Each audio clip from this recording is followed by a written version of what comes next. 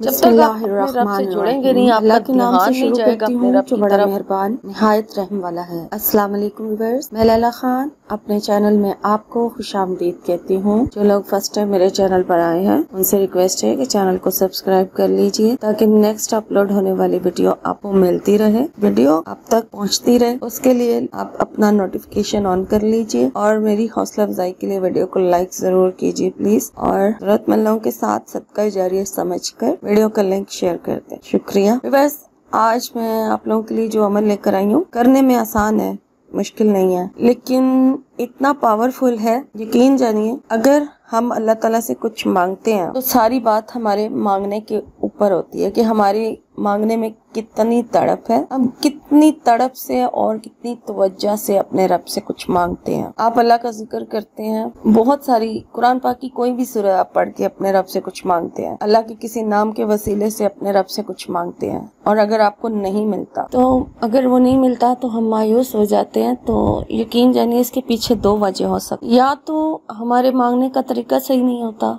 हम अपने रब से सही तरीके से मांग नहीं रहे होते, तड़प ही नहीं है हमारी मांगने में, बस हम जुबान से लफ्ज़ अदा कर रहे होते हैं, अपनी तरफ से हम दुआ मांग रहे होते हैं, लेकिन दुआ मांगने में तड़प नहीं हो तो वो चीज़ हमें नहीं मिल रही हो। और दूसरी वजह हो सकती है हमारी बेहतरी, कि हो सकता है उसके ना मिलने में ही हमारी बेहतरी हो, या फिर उसका भी वक्त नहीं है तो हम मतलब मांगना छोड़ देते हैं। यहाँ पे हम गलती कर जाते हैं कि हम मांगना ही छोड़ देते हैं।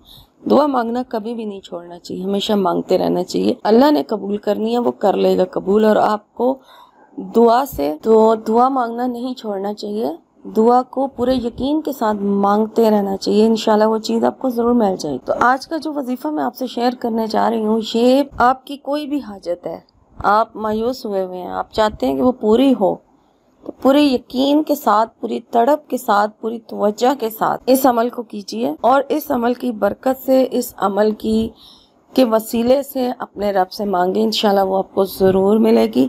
7 दिन लगातार ये अमल कर लें, 7 दिन पूरे यकीन के साथ इस अमल को दे दें, और फिर आप देखें कि 7 दिन के अंदर अंदर कैसे काया पलटती है, कैसे आपको मुआजिज़ा नज़र आता है इस वजीफ़े का।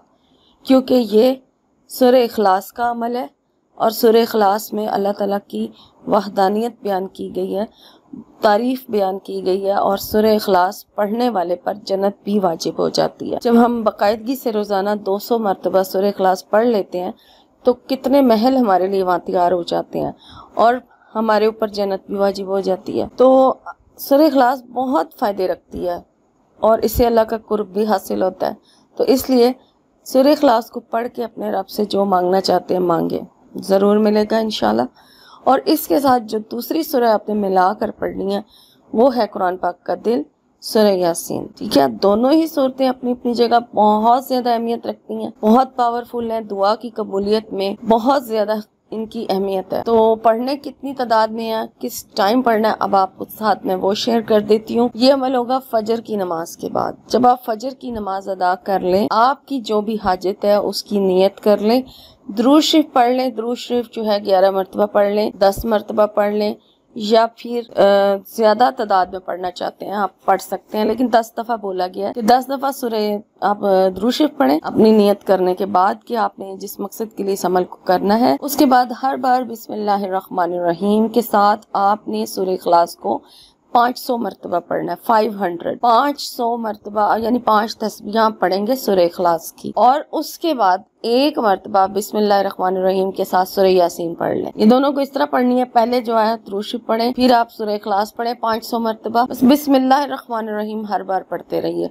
और उसके बाद फिर एक बार सूरह यासीन पढ़ लें, वो भी बिस्मिल्लाहिर्रहमानिर्रहीम के साथ, और आपका ये 1 दिन का अमल पूरा हो जाएगा। फिर उसके बाद आप खूब रो के दुआ कीजिए अपने रब से, आपको फील हो जाएगा जब आप जुड़ जाएंगे, आपका दिल की जो कैफियत है वो खुद ब खुद चेंज हो जाएगी। जब अपने रब से आपका कनेक्शन हो जाएगा तो आपको महसूस हो जाएगा, और उस लम्हे मांगी हुई दुआ कभी रद्द नहीं होती, हमेशा कबूल होती है। और फिर उसके बाद आप दुरूद शरीफ पढ़ लीजिए, चाहे 3 बार पढ़े चाहे 5 बार पढ़ें, लेकिन अगर 10 बार ही पढ़ा था तो 10 बार ही पढ़ लें, और फिर 7 दिन तक लगातार इसको इसी तरीके से करें, इस अमल को, इसके मुआजिज़ा होते हुए देखें। 7 दिन के अंदर अंदर आपकी हाजत जरूर पूरी हो जाएगी, और सदका खैरात करते रहें, ठीक है, और नमाज की पाबंदी भी करें, और सही तरीके से अपने रब से मांगे, जरूर मिलेगा इंशाल्लाह। आमीन।